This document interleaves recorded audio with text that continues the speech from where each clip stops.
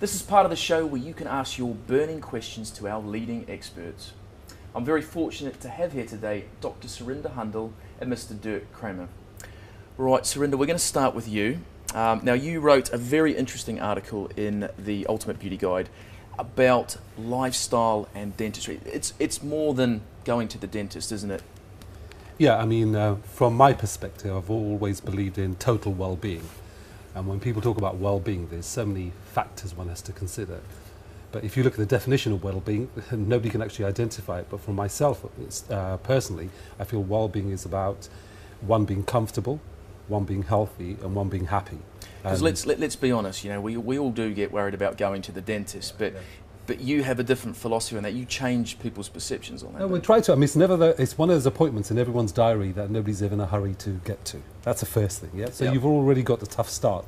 But what we try to do, we try to make the journey for them and experience that it's all about the journey rather than the dentistry itself. So when they come to the clinic, they're greeted in a very comfortable environment. The team, it's all about the individual, looking after them.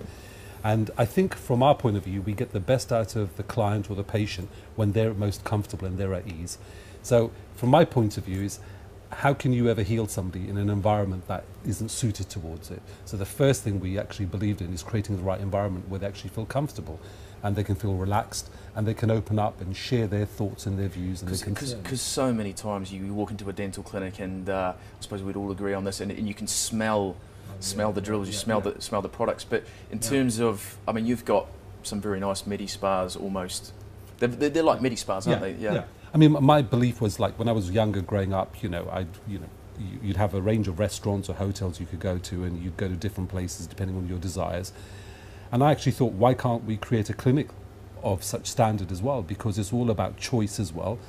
Patients have their own journey and their own choices. But what we try to do is break down those barriers, so when they come to us, it's a destination point for them, really, and then it's a destination point where they can actually be educated as well as provide the healing parts of our treatments. So just finally, what is the total outcome for a patient? I mean, you must see some fantastic transformations, and the look on their faces afterwards must be pretty amazing. I think even in today's world, I mean, one of the biggest things is people are still anxious, they've got phobias, they're nervous and scared, and when you can transform a patient who comes to you in that state, and they don't even want to be there, and then they go through the whole journey, and then could be 6 months, it could be a year, and then they actually look forward to it. I think that in itself is probably one of the biggest factors that makes me feel comfortable in enjoy what I do, rather than the dentistry. And the dentistry is part of it anyway, but I think that's fundamental. And if you can actually instill that into somebody and they can walk away with that, then it's life-changing. Yeah. It really is life-changing. That's amazing. Well, another life-changing transformation is Dr. Dirk Kramer, who's you've written an interesting article in the Ultimate Beauty Guide around facelifting, eyelid surgery, and it was called Turn Back Time. Just tell us a little bit about what was your inspiration behind that article.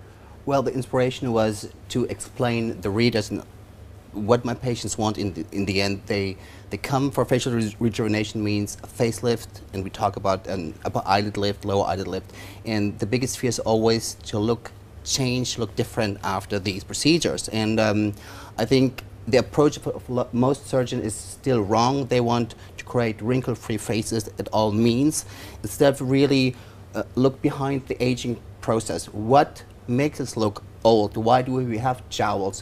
Why don't we lose our defined jawline? Why do we have sunken-in cheeks?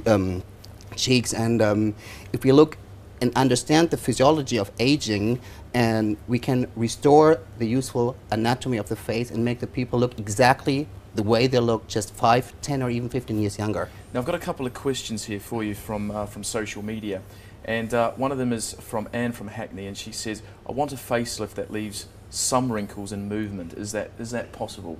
It's definitely possible. I think it's a completely wrong approach.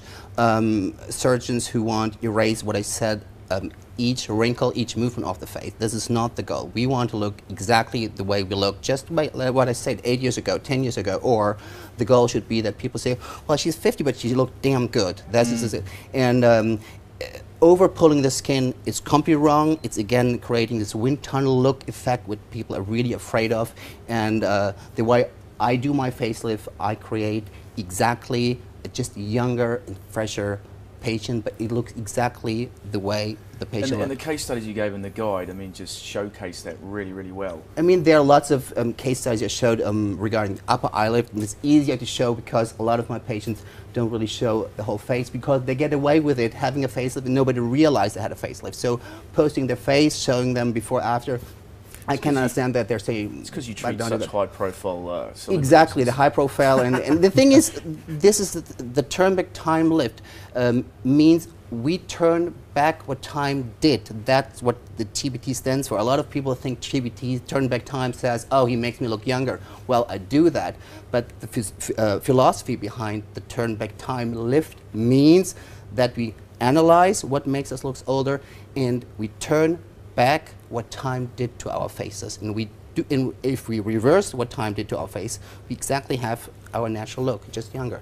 Well, thank you, both of you, for the information. I think, you know, the viewers at home, pick up a free copy of the guide and read their articles and see some of the fantastic photos and patient case studies. But you can download it on myfacemybody.com and you can ask them questions that you have on any of the treatments.